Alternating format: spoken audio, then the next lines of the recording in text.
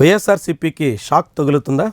ఇప్పటికే ఆ పార్టీ మొన్నటి ఎన్నికల్లో ఓటమి నుంచి కోలుకునే ప్రయత్నం చేస్తుంది. కార్యకర్తలను తిరిగి మళ్ళీ ఉత్తేజం నింపడం, వాళ్ళని గాడిలో పెట్టడం, అనేక రకాలుగా పార్టీని తిరిగి పట్టాలెక్కించడం. ఈ ప్రయత్నంలో ఆ పార్టీ అధినేత జగన్మోహన్ రెడ్డి ఉన్నారు. ఇటీవల పర్యటనల సందర్భంగా జగన్మోహన్ రెడ్డికి భారీగా జనస్పందన కనిపిస్తుండడంతో ఇక వచ్చే ఎన్నికల్లో మళ్ళీ మేమే అనే ధీమా వైఎస్ఆర్సీపీ శ్రేణుల నుంచి వ్యక్తమవుతుంది. కానీ ఇప్పుడు ఆ పార్టీ నాయకత్వంలో మాత్రం చాలా అసహనం కొనసాగుతున్నట్టు కనిపిస్తుంది. ముఖ్యంగా నెల్లూరు జిల్లాలో.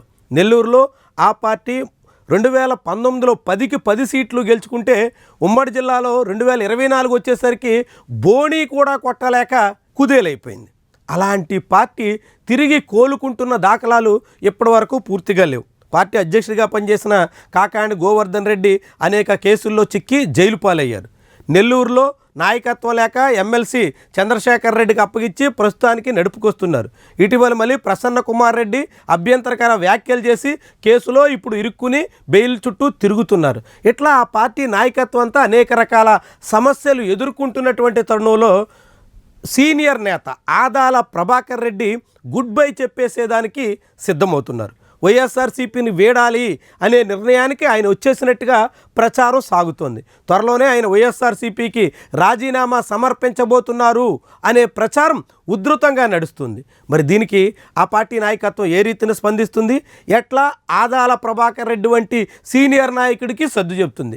చాలా ముఖ్యమైనటువంటి వ్యవహారం. ఆదాల ప్రభాకర్ రెడ్డి గతంలో కాంగ్రెస్, తెలుగుదేశం, ఆ తర్వాత వైఎస్ఆర్సీపీలో చేరారు. 2019 ఎన్నికల్లో ఆయన నెల్లూరు ఎంపీగా గెలిచారు. 2024 వచ్చేసరికి ఆయన నెల్లూరు రూరల్ నుంచి ఎమ్మెల్యేగా బరిలో దిగి తన చిరకాల ప్రత్యర్థి కోటమిరెడ్డి శ్రీధర్ రెడ్డి చేతిలో ఓటమి పాలయ్యారు. అప్పటి నుంచి పార్టీ కార్యకలాపాలకి దూరంగా ఉంటున్నారు.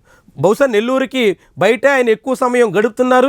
నెల్లూరు రాజకీయాల్లో ఆయన ఏమాత్రం జోక్యం చేసుకోవట్లేదు.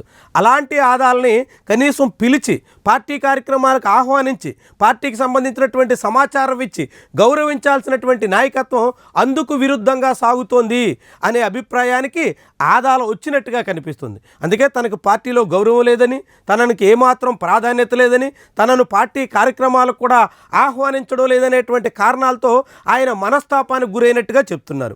పార్టీ ఇప్పుడిప్పుడే కోలుకునేటువంటి తరుణంలో ఆదాల వంటి నాయకుడు సీనియర్ పార్టీని వీడితే అది వైఎస్ఆర్సీపీకి చాలా పెద్ద ఎదురుదెబ్బగా మారే ప్రమాదం ఉంటుంది. ముఖ్యంగా నెల్లూరు జిల్లాలో ఆదాలకు ఉన్నటువంటి నెట్వర్క్, ఆర్థికంగా అన్ని రకాలుగా బలవంతుడైనటువంటి నాయకుడు పార్టీని వీడితే అది ఖచ్చితంగా వైఎస్ఆర్సీపీకి ఏదో మేరకు చేటు తెస్తుంది. ఇలాంటి తరుణంలో ఆదాలకి నచ్చజెప్పేందుకు, ఆదాలని బుజ్జగించేందుకు ఇప్పటికే వైఎస్ఆర్సీపీ నాయకత్వం కూడా రంగంలో దిగినట్టుగా కనిపిస్తుంది. ఆదాలకి తిరిగి మళ్ళీ పార్టీలో గౌరవం ఉంటుందని, తగినంత ప్రాధాన్యత ఇస్తామని నచ్చజెప్పే రీతిలో వైఎస్ఆర్సీపీ ఇప్పటికే రాయబారాలు పంపుతున్నట్టుగా ప్రచారం సాగుతుంది. మరి ఆయన ఈ రాయబారాలకి దిగొస్తారా, అలక వీడుతారా? పార్టీ మీద మనస్తాపంతో రాజీనామాకే సన్నద్ధమవుతున్నటువంటి నాయకుడు మళ్ళీ వెనకడుగు వేస్తారా?